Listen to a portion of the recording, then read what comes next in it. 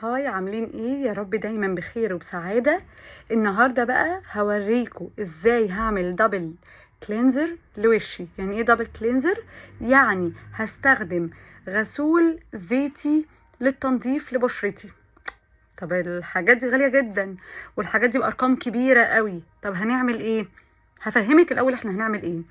الغسول الزيتي ده مهمته انه بيدوب الدهون، علشان الغسول العادي اللي هو بميه بس مش بيعرف يدوب لي كل الدهون، ومش بيعرف يخترق المسامات وينضفها كويس. طب الحل ان انا استخدم دبل كلينزر، غسول زيتي.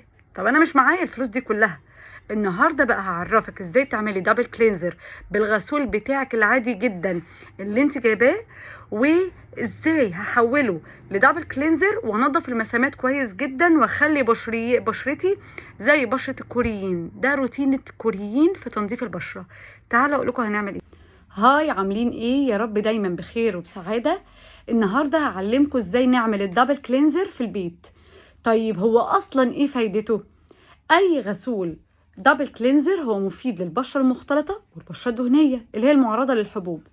طب الدبل كلينزر بيعمل لي ايه؟ بيدوب لي اي ميك اب او اي تراب او اي دهون في البشره. طيب هو برضو يعني معمول ازاي؟ بصي هفهمك. الدبل كلينزر هو بيشتغل على مرحلتين: مرحلة الزيت في البداية، وهي اللي بتدوب الدهون او بتدوب لي كل الميك اب والتراب اللي موجود في بشرتي، علشان الدهون بتسيح في الدهون. لكن الغسول العادي اللي هو مش دبل كلينزر بيبقى بترغيه بميه عاديه، وبالتالي الميه مش بتقدر تخترق الدهون اللي موجوده في البشره، ولا تدوب لي الدهون دي، ولا تنظف المسام كويس جدا، ولا كمان تشيلي الشوائب والاتربه 100%. عشان كده الناس تقولك انا بستخدم غسول بس بشرتي بيطلع لها حبوب برضو. فالكوريين اتبعوا تكنيك جديد اللي هو الدبل كلينزر، اللي هو غسول زيتي. طب انا لما سألت على الحاجات دي لقيتها غالية قوي وبأرقام كبيرة قوي. طب اعمل ايه؟ هقولك النهاردة في الفيديو الحل ازاي تعملي دبل كلينزر في البيت وبأقل أقل أقل تكلفة زي ما انتم متعودين مني. هقولك يا ستي، بصي، العلماء قعدوا يعملوا أبحاث كتير قوي على الزيوت اللي بتنتجها البشرة. لقوا أقرب زيت للدهون والزيوت اللي بتنتجها البشرة هو زيت الأرجان. زيت الأرجان لقوا إنه هو تقريبا يعني أقرب مواصفات للزيوت دي، فيعتبر ده أأمن زيت أحطه على بشرتي. فأنا هعمل إيه دلوقتي؟ أول حاجة هحط زيت الأرجان على بشرتي، وهعمل بيه مساج بحركات دائرية أدوب بيه كل الميك اب اللي أنا حطاه، ولو إن أنا مش حاطة كتير يعني. وبعد ما هدوب الميك اب ده هبدأ إن أنا اعمل بقى غسول بتاعي العادي او الكلينزنج بتاعك العادي اللي بتستخدميه في يومك. فانت كده عملتي دبل كلينزنج، نضفتي بشرتك الاول من الزيوت ودوبتيها في الزيت، وبعد كده استخدمتي الغسول العادي. يلا بينا هوريكي هنعمل ايه. اول حاجه انا عندي هنا غسول عندي زيت الارجان وزيت شجره الشاي. طب ايه زيت شجره الشاي؟ زيت شجره الشاي اللي هو الشاي الاخضر الطبيعي بتاعنا. الزيوت بتاعته حلوة جدا جدا لأي حد عنده بثور تحت الجلد، أو بتطلع له حبوب هرمونية، أو بتطلع له أي فسافيس صغننة في البشرة. فلو انت بشرتك مجرد بس فيها دهون متراكمة ومش عاملة حبوب، استخدمي لوحده زيت الأرجان. طب لو عاملة حبوب زي كده على خفيف، يبقى هنستخدم لها زيت شجرة الشاي. هستخدم نقطتين من زيت الأرجان ونقطتين من شجرة الشاي وهوزعهم وارجع لكم. ادي ده زيت شجرة الشاي اللي انا بستخدمه، وده زيت الارجان اللي انا بستخدمه. يعني يا ريت تجيبوهم من حد مضمون وانتوا عارفينهم كويس. هحط نقطة من ده ونقطة من ده على بشرتي، وهعمل حركات دائرية وارجع لكم. ادي زيت الارجان اهو، مش كتير يعني، مش كتير كده، نقطة ونقطة صغيرة من زيت الشاي في المناطق اللي بتطلع حبوب. وهبدأ أعمل حركات دائرية عشان أدوب بيها كل الميك اب والدهون اللي موجودة في بشرتي. أنا عايزة أقولك إن أنت ممكن تكتفي بالحركة دي بس خلاص كده بدون غسول. لو أنت مستعجلة يعني وعايزة بدل ريموفر بتاع الميك اب تستخدميها. بصوا الميك اب بيسيح وبيدوب فيها، وفي نفس الوقت انا مش بستخدم حاجه فيها كيميكال حاميه على البشره وتدمر لي حاجز البشره.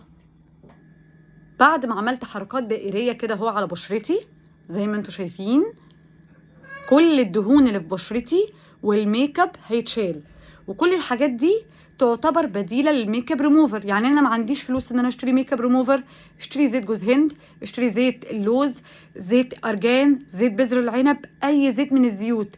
يوم مستعجله وما عندكيش وقت تشيلي فيه ميك اب وتغسلي وشك وتعملي كذا ستيب للتنظيف، خطوه واحده نقطه زيت من ارجان او من اي زيت عندك، بس يا ريت تبقى بالزيوت الخفيفه، ارجان، بذر العنب، اللوز، زيت جوز الهند. بلاش زيت الزيتون لان ساعات بيطلع حبوب.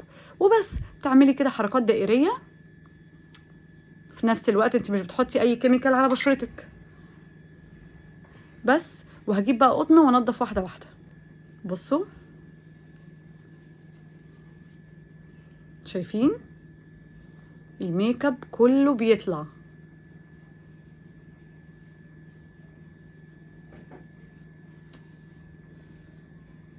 انتوا متخيلين؟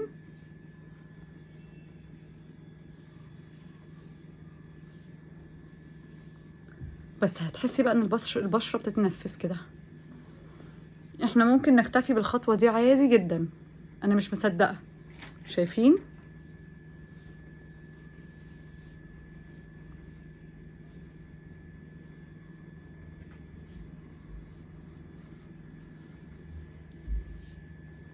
الموضوع مش طبيعي. هدخل بقى اغسل وشي بالغسول المناسب لبشرتي بعد اللي انا عملته ده وهرجع لكم. بصوا انا كده غسلت بشرتي بقى بالغسول. انا حاسه ان بشرتي مش محتاجه حاجه خلاص، يعني كأن طبقه الزيت اللي كنت حاطاها دي عملت لي حمايه ان الحاجات الكيميكالز ما تاكلش بشرتي. يعني نضفته بس من غير ما ترهق حاجز البشره. فبصوا اكيد واخدين بالكم بالفرق في الاول وبعد كده. هحط بقى الكريم المرطب بتاعي وارجع لكم. ودي كانت الريزلت يا جماعه. هي يعني ممكن تكون ستيبس اكتر من انك تجيبي كلينزر اللي هو الدبل كلينزر او الاويلي كلينزر من مكان، بس بصراحه ارخص واضمن وانضف وما فيهوش كيميكالز يدمر لي حاجز بشرتي وما تطلعليش حبوب على اللونج ران. و انا شايفه ان هي نتيجه مرضيه وانا مبسوطه بيها جدا جدا جدا. نعمل مساج كده عشان ما يبقاش فيه اي خطوط رفيعه، ونسحب البشره لفوق. ليه بقى؟ علشان المسام باصه لتحت كده. نعمل كده عشان خطوط الفم.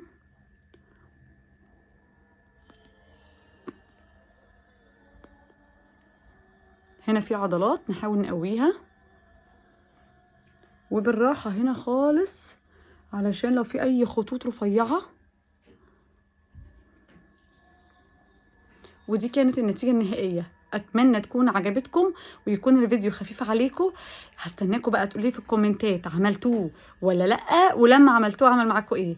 يلا باي باي واشوفكم فيديو جديد.